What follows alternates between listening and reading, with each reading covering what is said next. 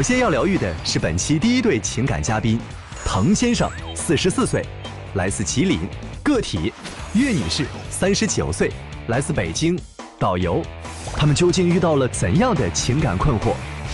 你们俩的感情现在存在什么分歧？我着急有个完整的婚姻，完整的家庭，但是他结过婚，对婚姻完全提不起兴趣。我现在兜里钱少，不自信，我想先挣够了钱，再看结不结婚。你最想吐槽对方什么？他觉得我特别好糊弄，还把我当工具人，对我不走心，还让我没有安全感。他特别霸道，还爱攀比，特别自私，从来不为我着想。你们吐槽对方都吐槽的这么真实吗？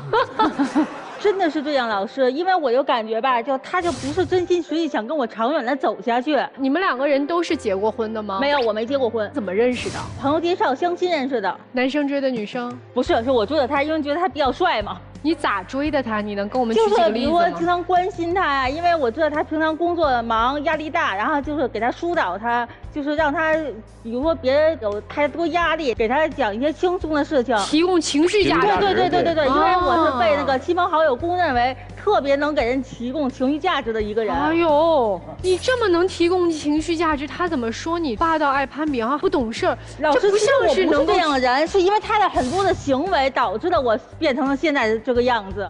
我们认识的时候吧，他跟我说他是有一个稳定的国企工作，做通讯工程的，然后闲暇时间呢跟朋友一起卖奢侈品什么的。女孩子就想要个稳定嘛，也想着长期跟他发展下去。但是呢，我们俩也就是相处了没多长时间，我就发现他其实是骗我的。他所谓的那个国企工作早就已经办了停薪留职了。那个不是骗，他是企业有了问题，我们这一组的人都在办理这个停薪留职。那可以直接说嘛，我就觉得这么点小事，为什么不可以大大方方说出来？我也认为这是小事，所以就先不用说嘛。他的身份还是国企，但是你应该说下一句：我是国企的员工，但现在停薪留职。但是没有说，因为您知道是怎么吗？我就觉得吧，他接触那个奢侈品，接触很多都是年轻漂亮女孩子。啊，你没有安全感是吗？是的，是的。那你当时找他，看上他帅，他不就本来就是这样的人，不就盯着的人多吗？不是，因为当时也觉得他不仅说长得帅吧，然后成熟稳重，也比我大几岁嘛。因为我从小就喜欢那种年龄比我稍微长一些的。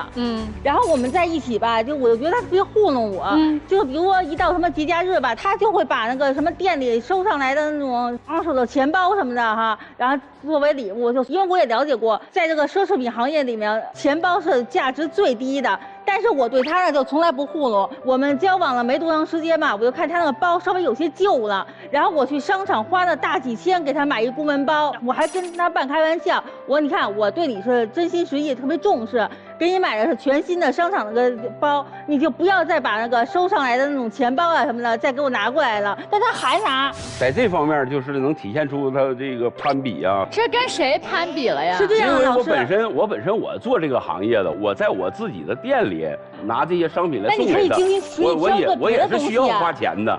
我只是在这个店里工作，我也是需要花钱的。因为什么呀，老师？有一次他那个做这个奢侈品，不是和一个合伙人嘛？我们有一次吃饭，他那个合伙人呢也把那个对象给带来了，人家对象收到了礼物，永远都是商场全新的。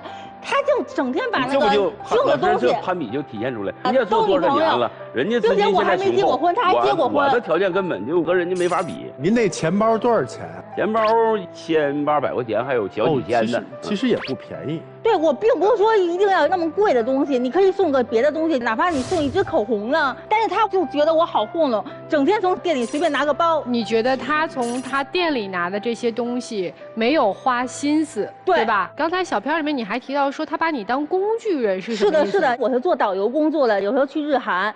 他有一个女客户，那个女客户呢，经常让我帮忙带一些什么护肤品啊、化妆品啊，从国外免税店。然后我之前觉得吧，就是他维系客户嘛，能帮忙了我也都帮了。但是有一次是什么呀？我们从大阪回来的时候，我们团里有个叔叔买完东西以后护照找不到了，然后当时特别着急了，我们就赶紧找，就是实在是没有时间再帮他客户带东西了。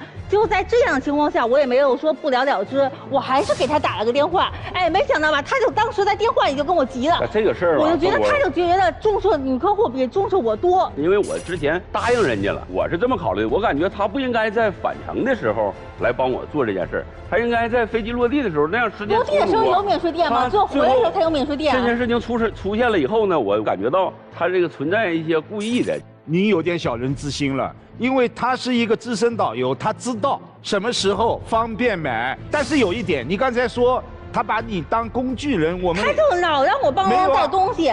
工具人的意思是你需要我的时候，我随叫随到；你不需要的时候，就理都不理我。我就觉得他觉得那个客户比我重要。然后后来更可气，老师您知道吗？后来他那个女客户就单独请他吃饭，然后呢，他当时是跟我说了，但是我个人认为。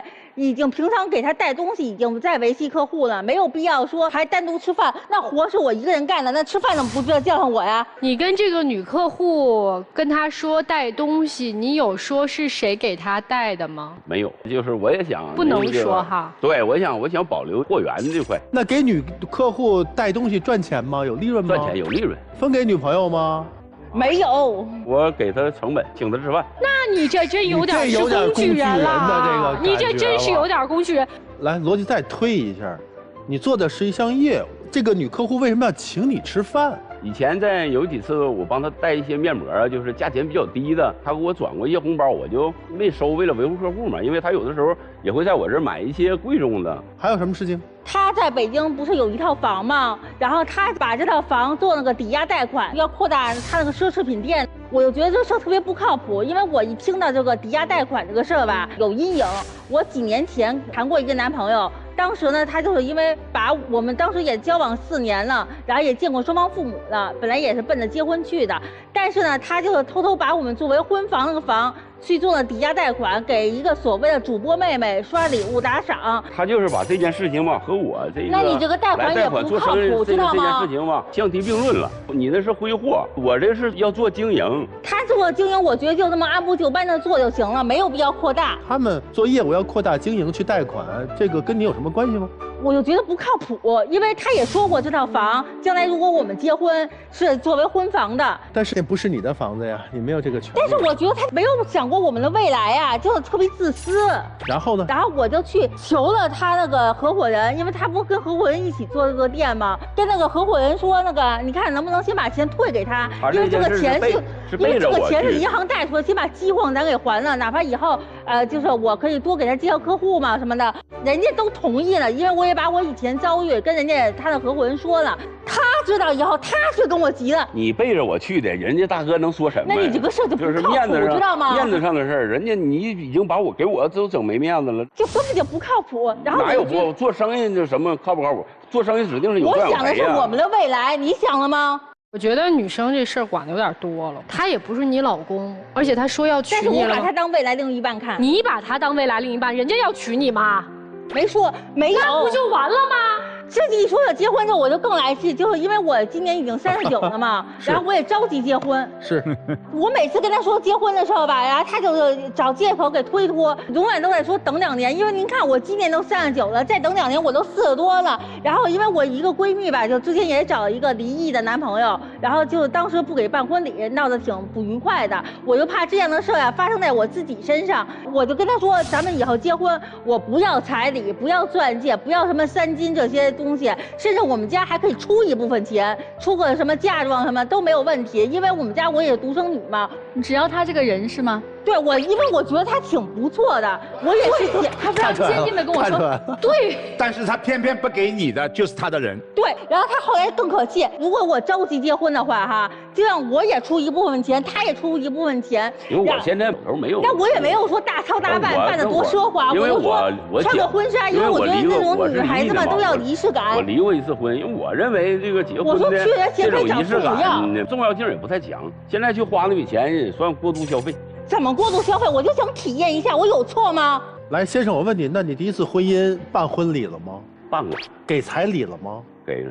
到这儿什么都没有。前期值得，我就不值得。那个时候有条件，现在没有条件。我的想法是，我再发展个1年2年，我要攒一些钱以后再考虑这些问题。您刚才小片里不是说吗？等到挣够了钱，才考虑结婚。老师，我觉得这什么叫挣够了钱？我也没有说大操大办，他是非得说让我也出一部分钱，哪怕说他以后钱周转过来了，他可以还给我，我那叫什么事？难道我自己给自己办婚礼，自己把自己娶了吗？然后就说特别可气，他这个想法就永远都是不考虑未来，就永远都考虑自己。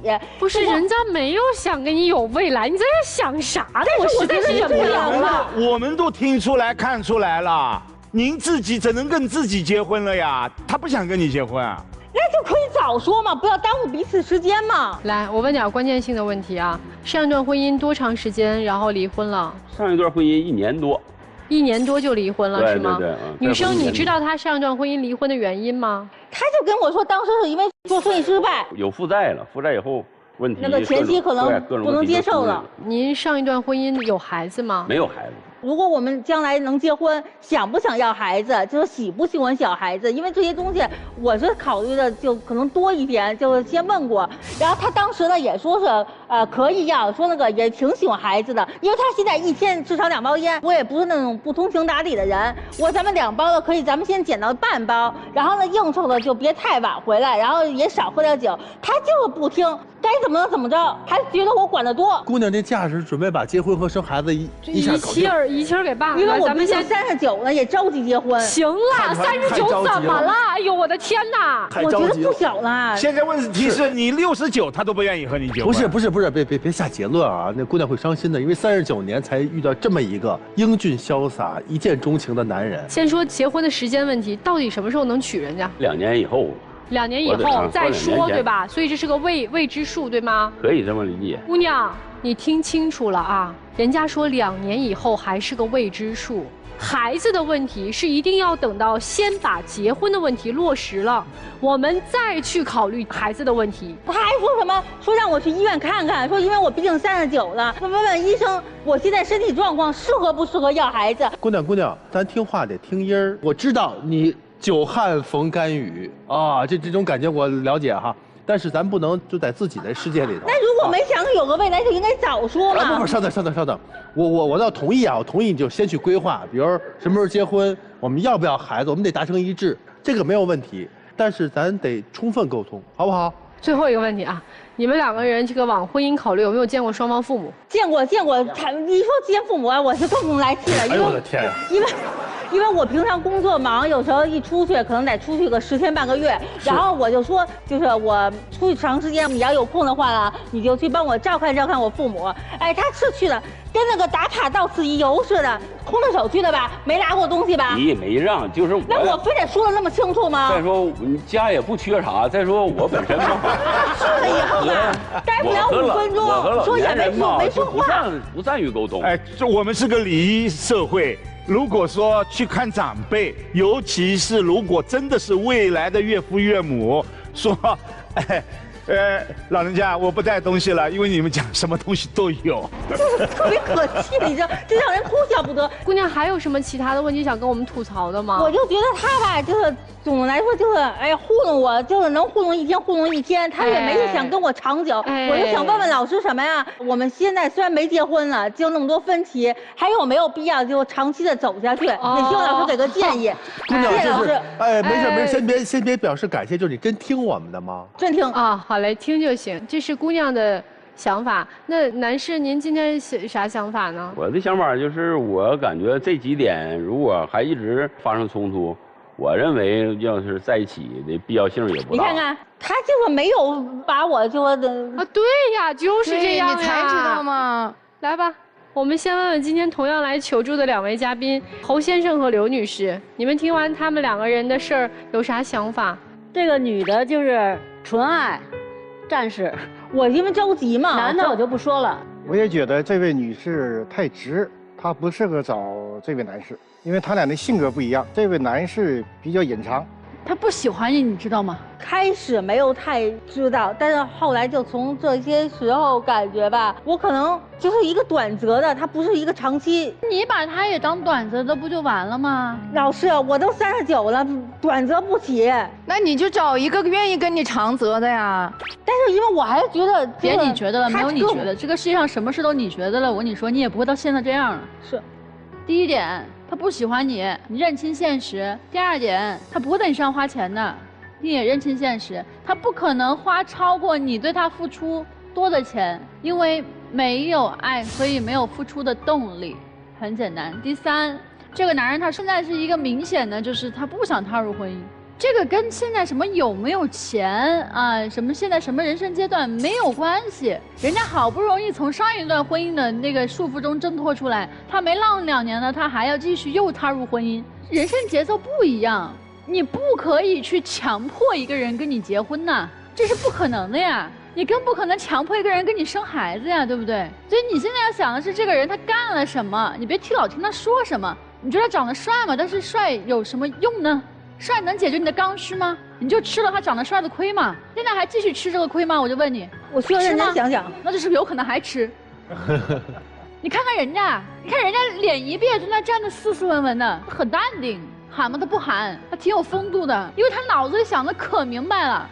你要逼我这事儿，咱就没得聊；你要不逼我，咱还能处一处。对，我就觉得他是基本上能处一天是一天，我就感觉是这样。你都感觉是这样了，你为什么要陪伴呢？这世界上帅哥很多，一定会有既懂你又想你又爱你的人出现，但他不是。今天很显然，这位先生是要借我们的口来分手的，这位姑娘，是要借我们的口来逼婚的。但是我告诉你，这做不到。自私是爱情最大的漏洞，它的漏洞很明显，他只会爱自己。您看，我们2个人异口同声说他只会爱自己，在他的字典当中，他的第一选择永远不会是你。我不能说你利用他，你至少是在将就他。也就是说，这个女生这么喜欢我，非来追我，又是北京女孩，你看家里还在北京有个不错的家，家庭状况也好，反正2个人聊聊嘛就聊聊呗。但聊着聊着他动真了，要把你拖进婚姻了，那就不干了。所以从小片当中，我第一个感觉就明白了，等我赚够了钱，我们再考虑结婚。这一个话，你难道还不明白吗？多少算够？什么时候？你39， 10年49。如果真的按照他的说法，我赚够钱我娶你，20年赚不够，你等不等？把你等得疯为止，你愿不愿意？所以一切的一切是需要你去正视现实，面对现实。现实很残酷，这个男人不爱你，你干嘛要如此的没有自知之明？干嘛要如此的自讨没趣？39岁是年长了一点，但长得也不错，又是北京女孩，干嘛呢？你父母此刻在看爱宝，可能潸然泪下。我女儿怎么卑微到这个地步了？男人长得帅又怎么样？男人又不是古董。您看徐伟老师以前年轻的时候很帅，现在慢慢也衰老了。没有啊，没有啊，徐老师还是一样年轻。化妆呢？关键是他内心真的要心里要爱你。面对这么一个对你的感情假到这么彻底的男人，你还看不出来吗？你难道恋爱脑要到如此的境地吗？我就觉得，如果长时间相处下去，也许有一天他会能被我的行为感动了。不要有这样的妄想，不可能的。他要爱你，早就爱上你了。男生最后一句话，坦坦荡荡，分手就分手。刚才都说男生不喜欢女生哈，女生也不喜欢男生呀，关键是这个问题呀。你也只是见色起意，就是图人家长得帅。你爱他吗？你不爱他，你一点儿不爱他。你只是因为我39了，我着急要结婚，正好又碰到一个长得帅的，所以我就粘上你了。所以你俩之间有爱情吗？你俩之间都没有爱情，你来我们爱情保卫战干嘛？你还问我们老师，他已经这样了，你觉得我还有必要跟他继续吗？我们怎么回答你？就是你明明自己都已经知道你们的情况是什么情况，你就是不听不看，蒙上眼睛把耳朵堵上，然后只有嘴在呜噜哇啦呜噜哇啦说。姑娘，婚姻对任何一个人来讲是很重要，但不是重要到这一生没他不行。虽然你39岁了，但是我们结婚也不能盲目的进入婚姻。婚姻的本质是两个陌生的人，他们没有血缘关系，却胜似有血缘关系。他们要一起送走年迈的父母，一起迎来未出生的孩子，一起伴着孩子长大，最后两个人是相互搀扶着走向墓地的。这是生命对生命的托付，而不是说我到了年纪了，我必须得找一个男人。你们把婚姻太当成一个形式主义和一个儿戏了，你嫁不出去又如何？你如果是一直带着这种恨嫁的心理和着急的心态，以结婚为目的的去谈恋爱，你一定找不到一个真心的对你的人的。如果你也只是说图外表、图颜值，你不去感受自己是否和他真的相爱的话，你也找不到一个合适的人的，就更别谈婚姻了。所以越是到这个年纪，我们越要踏踏实实的考虑好，既然已经等到这个时候了，为什么还要着急呢？不结婚又能怎么样？你的人生是有缺憾，但不至于让你的人生受到无比大的伤害呀。我宁愿有缺憾，我也不要受到伤害和折磨啊！为什么要让一个男人如此瞧不起我，如此轻贱我？我说的再直白一点，他和你在一起图什么呀？你图他的颜值，他图你的北京户口，完了。女生，我非常严肃的和你说一句话：爱要爱得有尊严，不要这么那个字我不说你也明白。谢谢老师。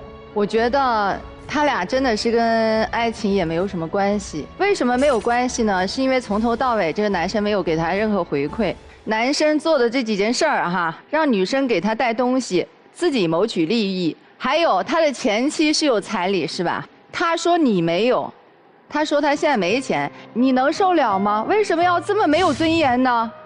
他不是不知道，他也不是没有，他是不想给你。还有就是看长辈啊，长辈哪怕你拎一兜水果去你家门，我相信你父亲也会开心的。他也不是不知道，他也不是不懂，他也不是不会，是不想对你，也不希望老人把他看成一个女婿。女孩啊，一个女生你怎么就这么自作多情呢？你觉得他帅，反反复复说他帅，你多大了？你39了，难道一个男人就光靠一张脸吗？他没有责任，没有担当，没有对你的感觉都没有，没有保护，没有温暖，你可以接受吗？我觉得他从来都没有为将来考虑过一点。但是你可笑在哪儿啊？哎呀，他又抽烟啊，又怎么将来孩子怎么，人家根本1、2都没有考虑，你考虑4、5、6、7、8、9、10，你觉得你是可笑吗？你为什么要成为一个大家的笑柄呢？是不是？无论如何，不管你在什么年龄，女人一定要自尊、自爱、自信，千万不要上杆子，上杆子可不是买卖。你39岁，那是你自己的事儿，不是他的事儿，知道吗？你不用跟他，也不用跟我们这些老师强调我39了，叫不醒一个装睡的人。我们大家也不知道能不能叫醒他，已经叫过你很多次了。然后呢，就是说人不是被感动的，是被吸引来的。你不能低三下四的去感动他，你要去吸引那些被你吸引的人。我就想问你一句，难道他不爱你，你感受不到吗？我开始就觉得什么呀，他可能就是那种比较慢热的人。对，你其实啊，不需要我们几个老师说，哎呀，他不爱你，他不喜欢你，不需要，你自己能感受得到。但是你不愿意让自己不愿意面对这个真相，所以你一而再再而三的放弃了自己的尊严，摆低了自己的位置，然后去追他，去投入他，试图去感动他。你投入的东西不少啊，你的时间、你的精力、你的金钱，还有你的父母，都被你当成了筹码投入了进去。所以说你付出的所有，包括你的工作，对吧？你所有的这些资源全为他所用，你试图说我这么奋不顾身的爱一次，就你以前应该没有这样的感情。没有。投入我一次可以了，就拿文老师的话说，值了。我们每个人都有一个梦，对，我们都想去追它。不追之前，我们就是觉得，我不追我会遗憾，我追过了试过了，不是我的，我们俩不合适，我不留遗憾，对不对？你已经倾其你所有了，没有什么遗憾了，好吗？接下来就该清醒了，就该回归现实了。真相就是几位老师说的，所以说我们不能跟自己谈恋爱，不能感动自己，我们接下来赶紧抽身而出，因为毕竟咱们岁数也不小了。是的。我们把的精力啊，把未来的期许，所有的自己的优点，全都给到后面的人，因为你不结束这个，后面人不会来。这是一辆车，对吧？他不下去，别人上不来，好不好？男生。不说你什么其他的，就是你们俩这状态呀，你很松弛，他没有，他很紧，因为他很看重，你不在乎。我们不爱一个人，我们不能强迫，也不是你的错，不是错，但是我们做人要善良一些，好吗？我不管你因为什么跟他不说再见，还是我们在利用他，甭管是他的工作，还是他能给你未来什么样的帮助，不知道。但是我们至少我们要对得起良心，一个对你100%投入的女孩。你就忍心这么对待他吗？我们摸摸自己良心。所以说，如果不爱，请别伤害，赶紧走，好吗？谢谢老师们，谢谢曲老师。这是您的北京大哥，他说的话您要听的。我特别理解你陷入到爱情那种感觉啊，特别好，特别好。我们投入过、追过了就可以了嘛。谢谢老师。3、2、1，请开门。别出来！别出来！别出来！别出来！没了！哦，好。我觉得。外表永远可能只是一个加分项，对，是。我们老说始于颜值，始于颜值嘛，忠于才华，对，忠于才华。最后真的一定是才华、人品，对，人品。吸引的永远都是内在的那个东西。所以现在分手是个好事情。对，是好事。